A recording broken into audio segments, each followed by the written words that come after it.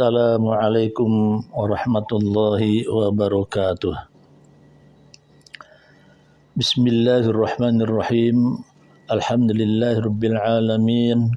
Wassalatu wassalamu ala asyrafil anbiya'i wal mursalin wa ala alihi wa sahbihi ajma'in.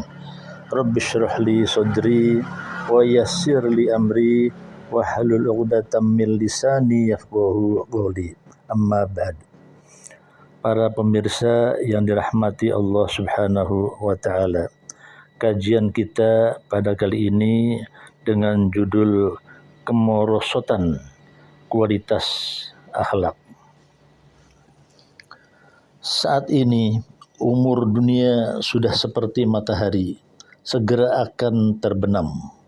Demikianlah orang-orang bijak sering mengatakannya, bila umur seseorang sudah semakin tua, maka selayaknya pula seseorang itu semakin berpengalaman, semakin bijak, semakin cerdas, dan semakin baik kualitas kepribadiannya.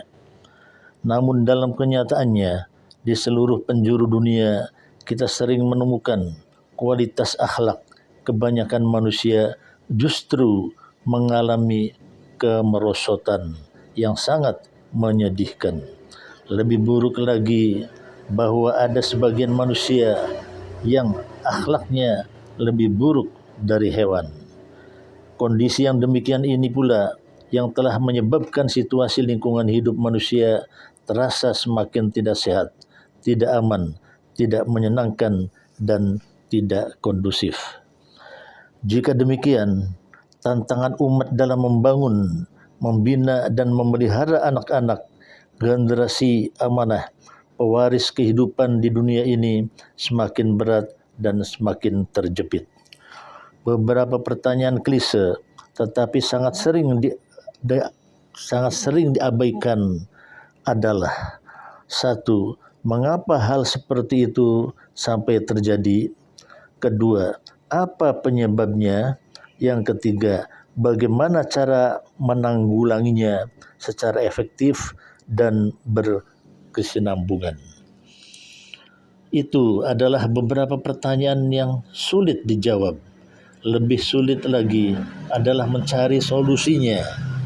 Dan yang tidak kurang sulitnya adalah keinginan untuk mau dan berani memperbaikinya serta memeliharanya. Yang jelas ialah bahwa sebagian besar manusia telah memiliki visi dan misi yang salah, sehingga menggunakan manual book dan action plan yang salah. Hal ini telah menghancurkan manusia itu sendiri. Dalam sebagian orang ada yang telah menggunakan manual book yang benar, yaitu Al-Quran, sehingga mereka memperoleh pengetahuan. Tetapi karena banyak yang tidak memperoleh Al-Hikmah dan As-Sunnah, pemahaman yang dalam terhadap Al-Quran darinya, maka Al-Quran tidak menjadi pedoman dan tidak menjadi pemelihara diri. Dan lebih buruk lagi, Al-Quran itu tidak menjadi rahmat bagi dirinya dan kelompoknya dari Allah Subhanahu wa ta'ala sebagai Tuhan semesta alam. Walhasil, mereka tidak memiliki visi dan misi yang benar, gagal mengendalikan dirinya atau nafsunya, dan gagal membangun hubungan yang baik dengan Tuhannya. Yang lebih menyedihkan lagi, bahwa tidak sedikit dari mereka mempunyai Tuhan-Tuhan lain selain Allah. Mereka lebih condong membangun dan memelihara hubungan yang erat dengan Tuhan-Tuhan berhala mereka tersebut. Allah Subhanahu berfirman dalam Al-Quran surat Al-Baqarah ayat 165. A'udzu billahi minasyaitonir rajim. Wa minan nasi may yattakhidhu min dunillahi andada yuhibbunahum wa hubbillah walladzina amanu ashaddu hubban lillah walau yaral ladzina zalamu idh yarawna al'azaba anna al-quwwata lillahi jami'a wa annallaha syadidul iqab. Dan di antara manusia ada orang-orang yang menyembah tandingan-tandingan selain Allah. Mereka mencintainya sebagaimana mereka mencintai Allah. Adapun orang-orang beriman sangat cinta kepada Allah. Dan jika seandainya orang-orang yang berbuat zalim itu mengetahui ketika mereka melihat siksa pada hari kiamat bahwa kekuatan itu kepunyaan Allah Subhanahu wa taala semuanya, dan bahwa Allah amat besar siksanya, niscaya mereka menyesal. Hadirin rahimakumullah. Kerusakan yang terjadi di muka bumi ini sejak pertama kali peristiwa pembunuhan terjadi, yaitu saat Qabil membunuh Habil, keduanya putra Nabi Adam alaihissalatu wassalam, yang terjadi pada tahun 4942 sampai 5872 pra Masehi sampai dengan sekarang. Maka sudah tidak dapat dicatat lagi berapa yang telah terjadi pembunuhan atau kejahatan yang dilakukan oleh manusia dimanapun berada. Manusia sebagai makhluk yang dianugerahkan kewenangan terhadap isi dunia sudah kehilangan arah dari tujuan hidup dan amanah yang seharusnya. Cita-cita kehidupan untuk memperoleh kebahagiaan, kesenangan dan kepuasan di dunia ini menjadi tujuan utama sebagian besar manusia, sehingga segala potensi yang dimiliki, baik pikiran, ilmu, tenaga, keuangan dan lain-lain adalah untuk mengejar dan mendapatkan kesenangan kehidupan di dunia ini. Sedangkan mati diyakini sebagai akhir dari kehidupan, sehingga menjadi akhir dari segala kebahagiaan dan kesenangan kehidupan ini.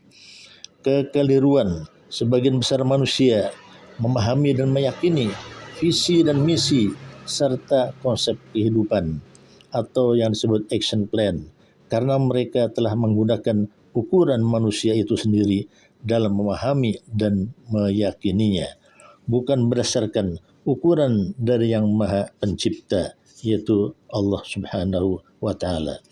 Oleh karenanya, kekeliruan besar tersebut telah mengakibatkan sesama manusia beramai-ramai dan berlomba-lomba saling mengejar, saling berebut menguasai sumber-sumber kehidupan yang diyakini terbatas tersebut. Siapa yang berkuasa dan siapa yang cepat, maka dialah yang berjaya. Berbagai cara pun dihalalkan untuk menguasai dan mempertahankan sumber-sumber kehidupan tersebut, termasuk dengan cara menipu, dengan kekerasan, kebrutalan, dan bahkan melalui peperangan, serta di luar batas nilai-nilai kemanusiaan. Pemirsa rahimakumullah, kekeliruan meyakini visi dan misi serta konsep kehidupan, action plan, telah membangun ketakutan di satu sisi dan sekaligus keserakahan manusia di sisi lain, karena memandang seakan sumber kehidupan itu terbatas. Kekeliruan tersebut telah terbangun sedemikian rupa melalui proses yang cukup panjang, baik yang terjadi mulai dari dalam lingkungan keluarga, sekolah, maupun sampai di masyarakat. Program pendidikan yang mengajarkan hikmah-hikmah kehidupan kepada anak-anak didik sangat sedikit sekali, bahkan di kebanyakan lembaga pendidikan formal dan apalagi informal. Pendekatan makna tentang kehidupan sangat subjektif dan jangka pendek. Yang sangat memprihatinkan juga ialah terkait kepada masih rendahnya rata-rata kualitas para tenaga pendidiknya sendiri terhadap penguasaan ilmu pengetahuan pada bidang ilmu hikmah kehidupan, khususnya yang menyatukan ilmu dunia dengan ilmu akhirat. Pemirsa rahimahullah, saat ini sebagian besar masyarakat mengukur prestasi atau sukses seseorang adalah melalui hasil yang diperoleh, bukan melalui proses atau cara memperolehnya, sehingga proses menjadi tidak penting. walaupun harus melalui cara-cara yang menyimpang atau haram. Padahal dalam konsep kehidupan yang benar, maka proses adalah hal yang sangat pokok dan sangat utama. Karena proses itu wujud upaya seseorang meraih mewujudkan niatnya atau output, apakah dengan cara yang baik ataukah dengan cara yang tidak baik. Sedangkan hasilnya adalah menjadi hak yang Maha Pemberi rezeki yang menentukannya.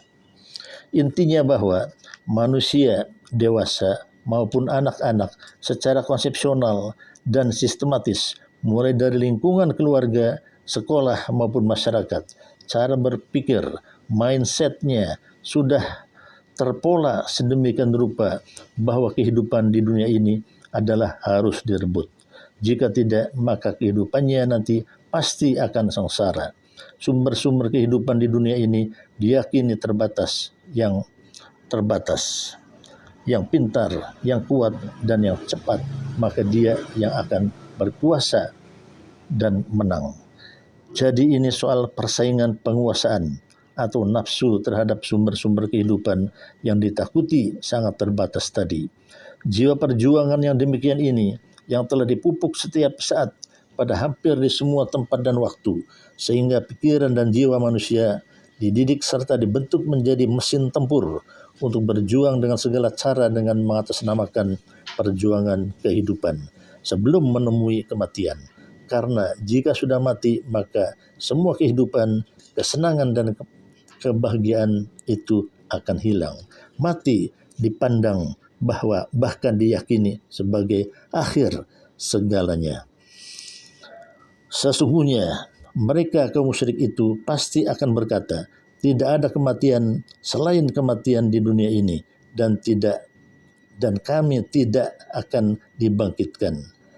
Al-Quran surat Ad-Dukhan ayat 34 sampai 35. Ini adalah suatu konsep berpikir, visi dan misi yang bertolak belakang dari yang diajarkan dalam Al-Quran. Allah memberikan konsep berpikir bahwa target akhir tujuan manusia adalah negeri akhirat.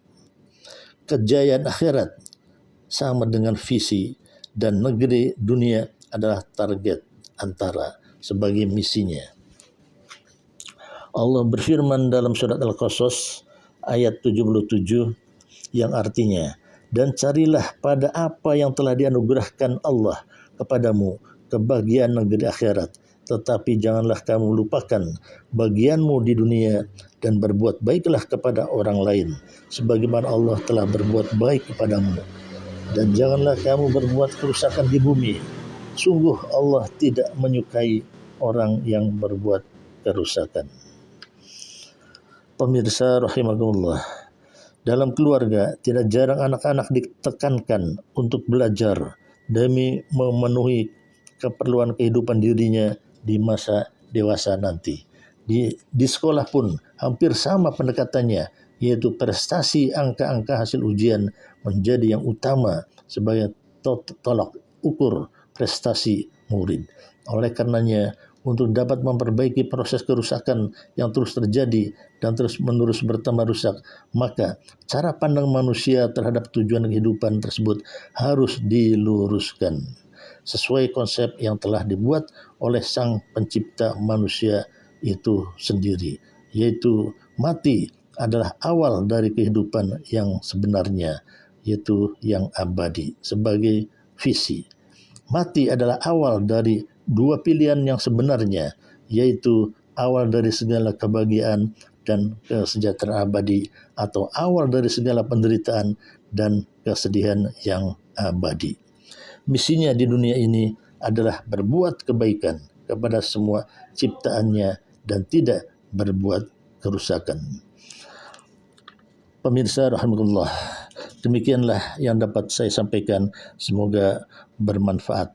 Wabillahi taufiq wal hidayah. Wassalamualaikum warahmatullahi wabarakatuh.